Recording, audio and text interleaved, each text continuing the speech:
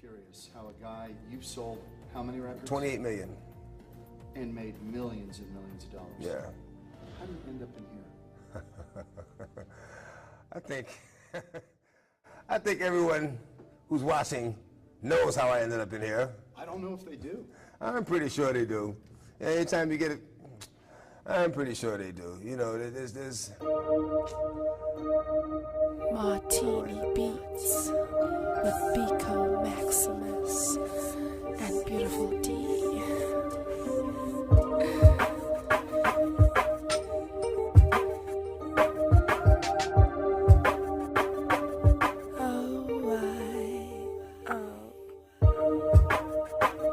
I remember back in the day, yeah, when hip-hop still made sense. What? You spoke your mind and opened the eyes of the people. Take me back to where it all began. Never let anyone, it's something that another woman friend of mine, George, told me, never let anyone take you off your square. And if it feels uncomfortable, then you are probably not in the right place. You know, just don't sell your soul. I remember back in the days, back in the days, back in the days. I remember back in the days, back in the days, back in the days. I remember back in the days, back in the days, back in the days.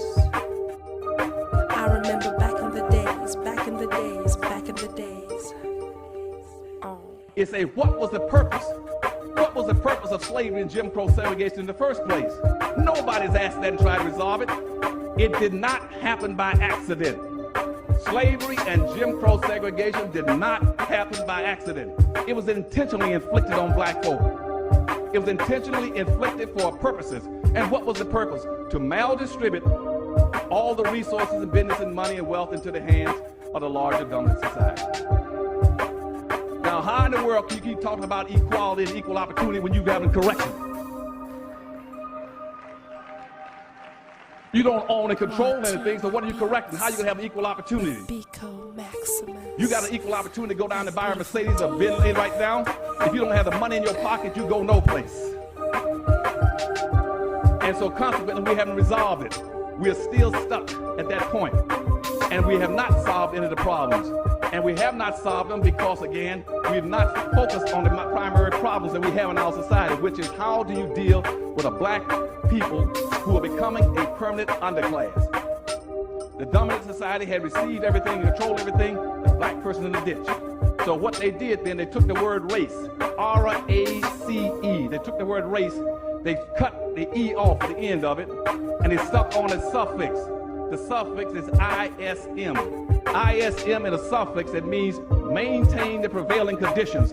Let nothing change.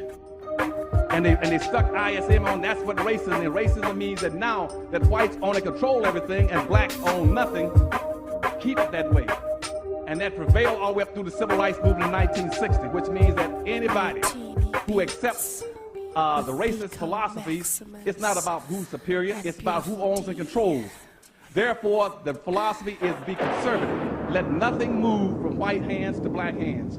That is racism. Let nothing move from white hands to black hands. So consequently, the dominant society developed these philosophies that say, I'm opposed to reparation, I'm opposed to affirmative action, I'm opposed to set-asides and preferential treatment for black folk, because that would put them in a position to get resources and ownership and control.